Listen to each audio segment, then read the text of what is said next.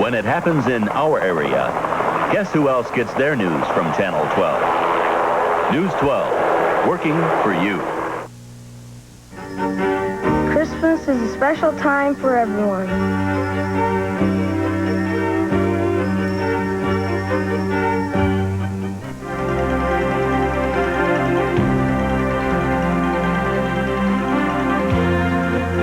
This CBS News special report is part of our continuing coverage of the situation in Panama. From CBS News headquarters in New York, here is Dan Rather. Good day. Signs increase in Panama that fighters loyal to Manuel Noriega are not ready to give up. They attacked a major United States military headquarters, sending U.S. officers ducking under tables and touching off heavy fighting around the U.S. command center.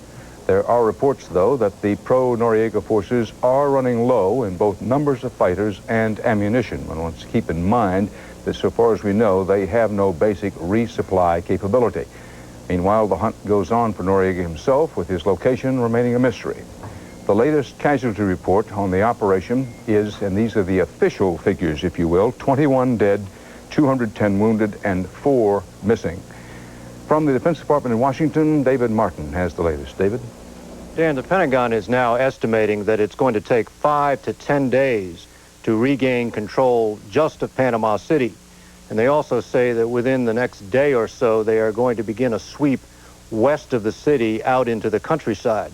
Now, there are already 24,000 American troops in country Panama, and it now seems almost certain that more troops will have to be sent in. We are considering other reinforcements as necessary, and I don't want to get into specifically what they are. This footage was shot by a Defense Department combat camera crew, and it shows how intense some of the early fighting was around Noriega's headquarters. The Pentagon says they underestimated the Panamanian Defense Forces and that some PDF units fought longer, harder, and better than expected. Some of the heaviest fighting occurred at Fort Amador, where soldiers discovered one of Noriega's command posts. What they found inside seemed to confirm all of the allegations made about Noriega. Apparently he condones or uses the stuff himself, and we've kept more than 50 kilograms of cocaine that's been seized from his headquarters office.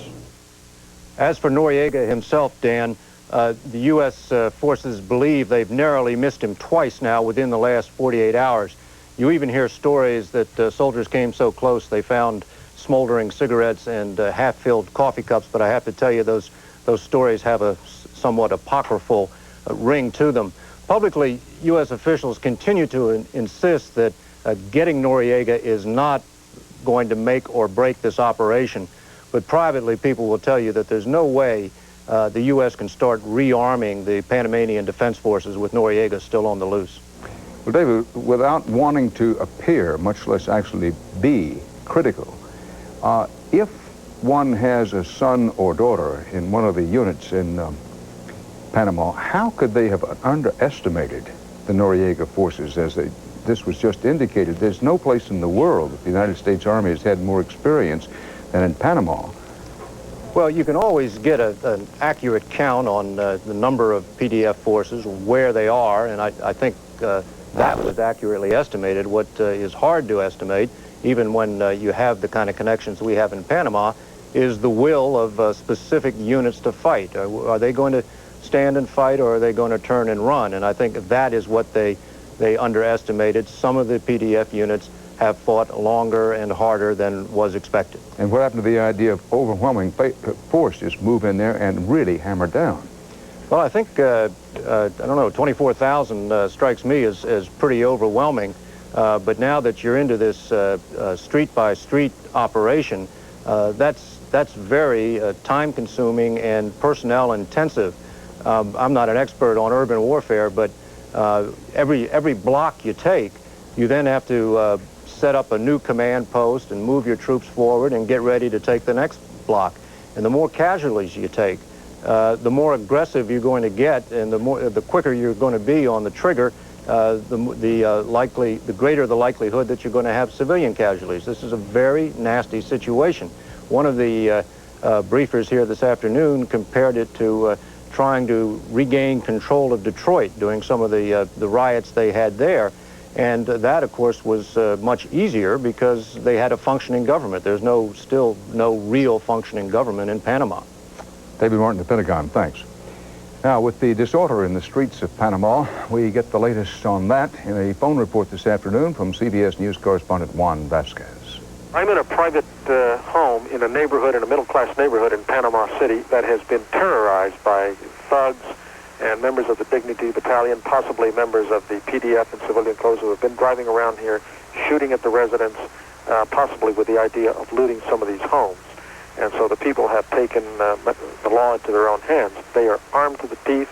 They have barricaded the streets with their BMWs, with their cars.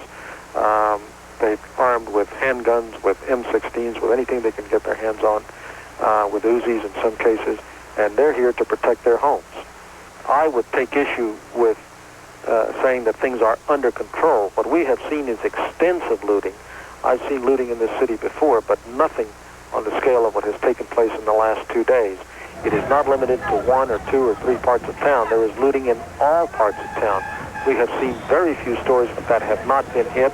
A lot of stores are still in the process of being looted. Mobs are just going in and taking out anything they want. Mobs armed with knives, with crowbars, with hatchets, hammers, baseball bats, that sort of thing, breaking glass, breaking down doors, anything they can do to get into these stores and take everything that there is to take. And as I said, there is now in the middle-class, upper-class neighborhoods, vigilantes have taken over because they feel that they have to protect themselves. They say that they are happy that the United States has moved in to take out Noriega rather, and take out the PDF, but they are unhappy that there is no law and order of any sort on the streets.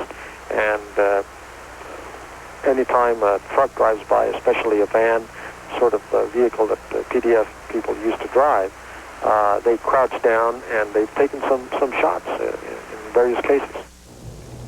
Well, in Panama, the fighting continues, the chaos continues. There's talk of sending in additional U.S. troops.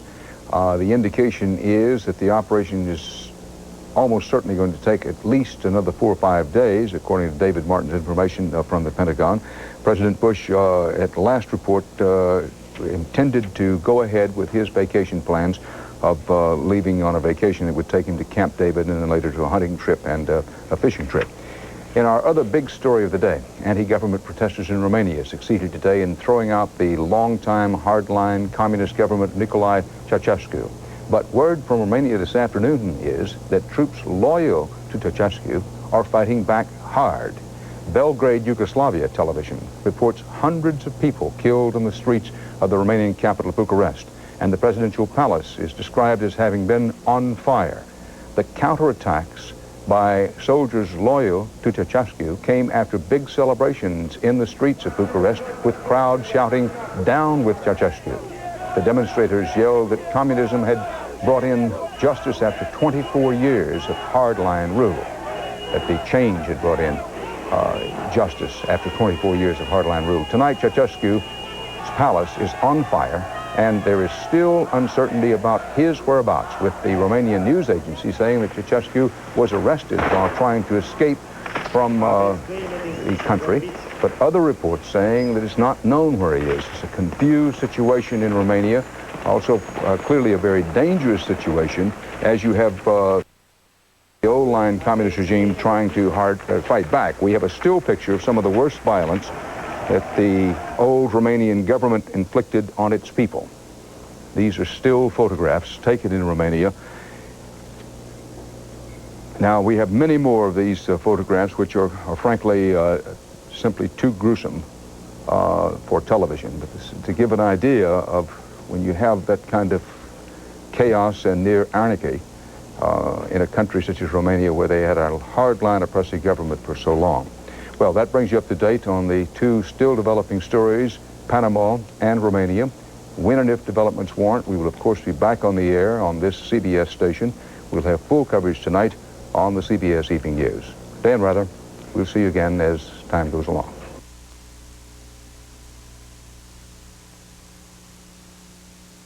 Special report. Is she gone? I don't know, and I don't care. She's talking. She's halfway there. We now join Guiding Light, already in progress. I'm going to get cleaned up and I'm going to get on over there.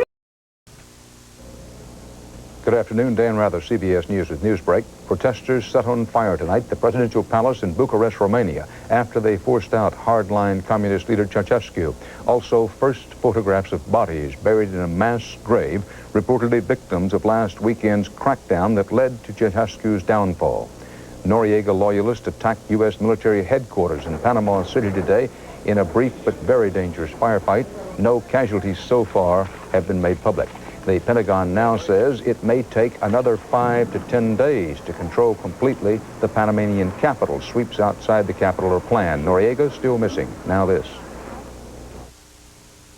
Michael Seacrest suffers from asthma, yet he won the grueling 9-day race across America. When he's not racing, he takes Primatene tablets. They help restore free breathing. They contain the asthma reliever doctors recommend most. Primatene tablets for relief that lasts.